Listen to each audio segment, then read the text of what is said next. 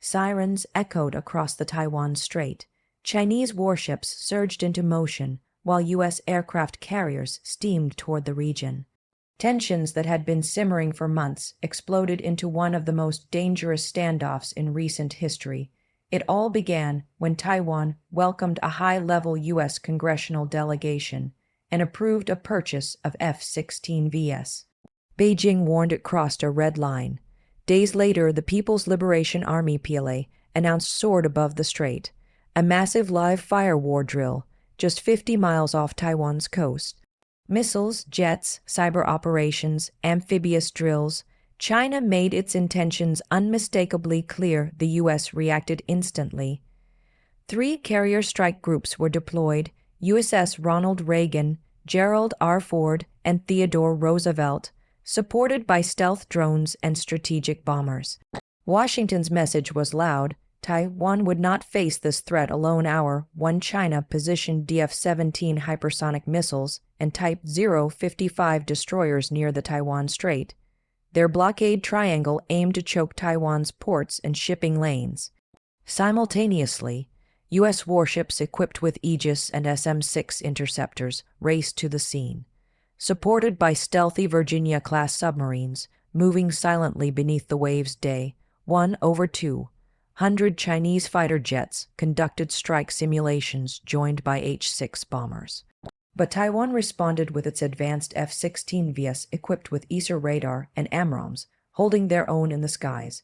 Meanwhile, U.S. F-35Bs launched from amphibious assault ships, shadowing the Chinese fleet, invisible to radar, and ready to strike. Day 3, the battlefield extended into cyberspace. Chinese hackers hit Taiwan's power grid and airport systems. Disinformation campaigns flooded local networks. But Taiwan, backed by U.S. Cyber Command, hit back, jamming Chinese satellites, confusing naval systems, and even disrupting Chinese social media. Day 5, U.S. carrier strike groups formed a defensive wall in the Philippine Sea. P-8 Poseidon patrol planes tracked Chinese submarines, while long-range bombers with anti-ship missiles landed in Guam. The Chinese Navy responded with aggressive maneuvers, locking weapons on U.S. ships, but holding fire. Week 2, Taiwan declared a full mobilization. Conscripts were called up. Highways were converted into runways. U.S.-supplied HIMARS rocket launchers were deployed in mountain ridges. Sea mines and Harpoon missiles guarded every approach. Taiwan was turning into a fortress. Patriot missile systems arrived on U.S. C-17s, and the island's air defense web tightened. The goal was clear: any Chinese amphibious assault would be met with devastating fire. Week 3, the standoff spilled beyond the strait. Japan invoked its defense clause, dispatching naval forces to the region. Australia sent F-35s. The UK deployed a nuclear submarine. NATO issued warnings. China retaliated with energy restrictions and rare earth embargoes.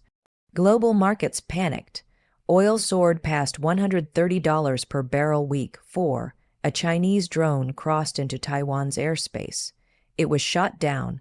Hours later, Chinese destroyers fired warning shots at a U.S. Navy jet. No one was hit, but the signal was unmistakable. Both sides were prepared for the next step. Meanwhile, a U.S. submarine surfaced off China's Hainan Island in a deliberate show of force. Taiwan announced a national alert. Every air defense system went hot. Live drills turned to full war posture on the tactical front. The U.S. relied on air and sea dominance, stealth fighters, advanced destroyers, and submarines. Their networked warfare meant Chinese targets could be hit before they were even seen. China, by contrast, banked on denial strategies, carrier killer missiles, swarming tactics, and overwhelming numbers. But Beijing's weakness lay in targeting. Without satellite coordination, their missiles risked missing.